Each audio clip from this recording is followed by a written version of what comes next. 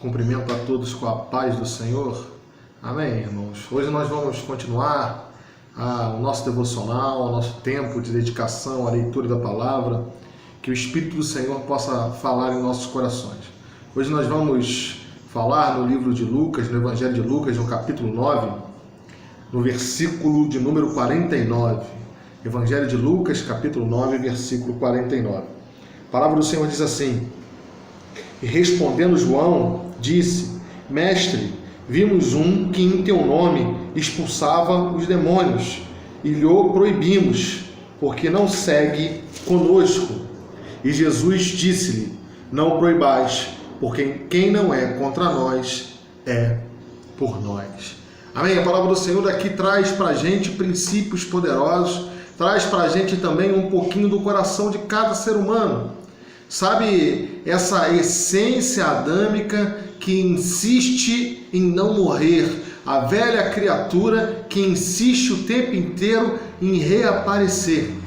Sabe, nós temos que olhar esse versículo não de forma isolada, mas sim na mensagem de todo o capítulo 9 de Lucas, o que Lucas está retratando, essa conversa entre discípulos e Jesus, que vem sendo relatado em todo o capítulo. Então os discípulos são aqueles que têm em Pedro a revelação de que Jesus era o Messias, era o Filho de Deus vivo. Depois é aquele que é chamado a negar a si mesmo e pegar a sua cruz. Depois é levado ao alto da transfiguração e de experimentar de toda a glória, ao ponto deles quererem ali, como se pudessem colocar essa glória que eles viram em tendas. E aí eles oferecem a Jesus a oportunidade de se fazer 3 tendas, a tenda de Elias, a tenda de Moisés e a tenda de Jesus, como se eles pudessem ter controle da glória de Deus. E aí na descida do Monte da Transfiguração, eles encontram uma mensagem poderosa de Jesus, que é dizendo que Elias veio e ninguém reconheceu, e que esse é o chamado para cada discípulo de fazer que o reino de Deus seja expandido sem a necessidade de reconhecimento humano. Depois eles enfrentam a dificuldade de expulsar demônios, e Jesus fala que essa incredulidade é que não permite que os demônios saiam, e diz que precisa de jejum e precisa de oração para essa caixa de demônios sair. E depois eles são colocados na ideia de fazer uma pergunta de quem é o maior do reino de Deus. Sabe, Jesus colocando uma criança ao lado deles, dizendo que não há maior, que todos no reino de Deus se comportam como aquela criança, na ingenuidade e no caminho e no controle do Senhor. Assim como a criança é controlada pelo seu pai, nós devemos ser controlados pelo nosso Pai que está no céu. Sabe, Jesus ali então ele está trazendo uma série de princípios espirituais para aqueles que se dizem discípulos, para aqueles que se dizem cristãos. E agora, na continuidade desse surto humano, sabe, de conhecer a Jesus, de caminhar com Jesus, mas em determinado momento achar que Jesus está no nosso controle, agora eles, sabendo que não poderiam dizer que quem era o maior, se era Pedro, João ou Tiago, eles resolvem dizer que todos eles eram o maior. Esse conosco aqui, quer dizer, eles encontraram uma outra pessoa que também expulsava demônios e que não andava com eles. Uma outra pessoa que creu em Jesus e agora recebeu um poder que vinha do céu, mas não andava com eles. Sabe, eles dizem: olha, Senhor, de uma certa forma esse conosco representa isso. Olha, Senhor, ele não anda conosco, porque como pode ele expulsar demônios se nós somos aqueles que andamos com o Senhor? Se nós somos alguém que é especial. Sabe, essa ideia de especialidade é que vem trazendo as divisões da igreja, que vem trazendo os problemas constantes, porque o que não é conosco, sabe, a gente proíbe. Sabe, o que não é o nosso estilo, o que não é aquilo que parece nos agrada mais na embalagem, e a gente nem olha para o conteúdo, porque é o mais importante. O conteúdo é se crê em Jesus ou se não crê em Jesus, mas a embalagem, quando a gente olha, a gente diz, mas não parece conosco. Sabe, engraçado que Deus, ele era o Emanuel, é Deus conosco. E quando esse surto vai nos endiabrando, vai nessa tentativa de nos tornar seres especiais, sabe, seres superiores aos outros, nós vamos andando nessa tentativa de segregação, de separação, onde não há mais amor. Sabe, e aí o Emanuel passa a ser apenas conosco. Em vez de ser Deus conosco, o Deus que é amor não passa mais a viver na nossa vida e nós começamos só a andar conosco. E por conosco, por essa ideia de todo, nós fazemos tudo.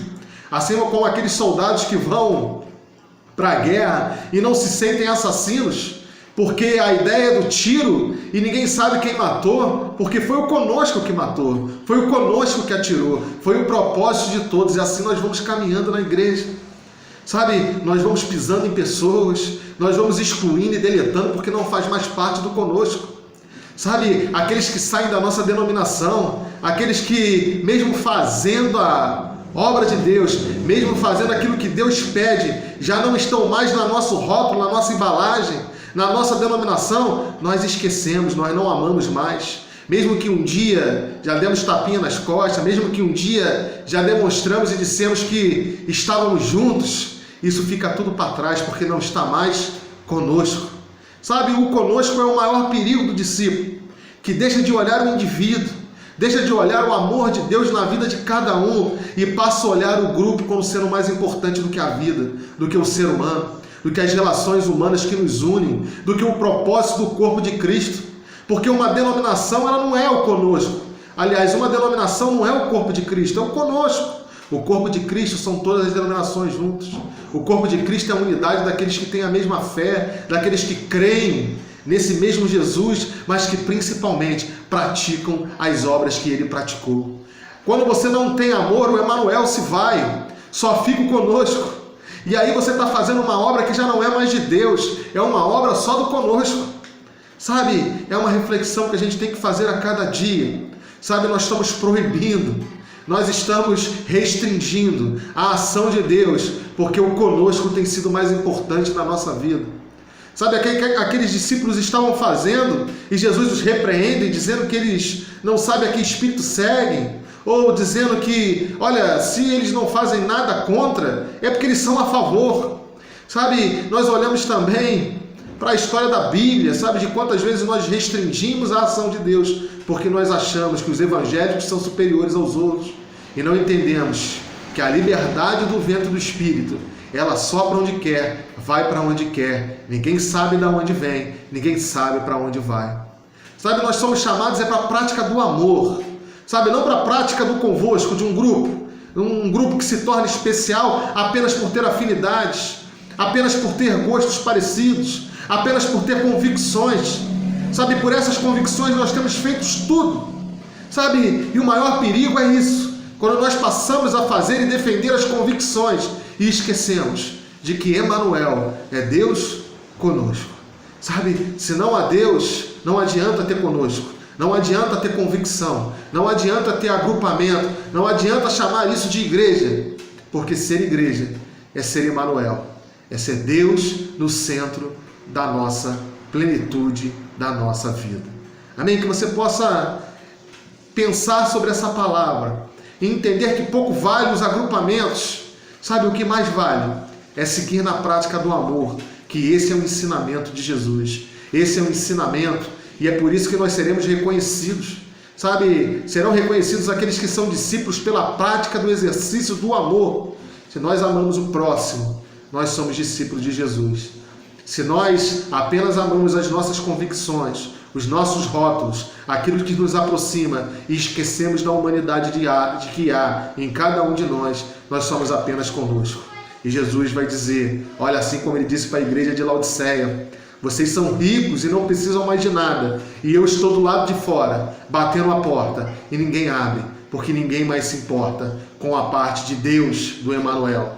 Vocês só estão se importando com conosco, com o agrupamento, com aquilo que vocês criaram, com a religião que vocês produziram, com o rótulo e a máscara que vocês produziram, mas não com o conteúdo de cada indivíduo, com o amor que eu dei para cada indivíduo da humanidade.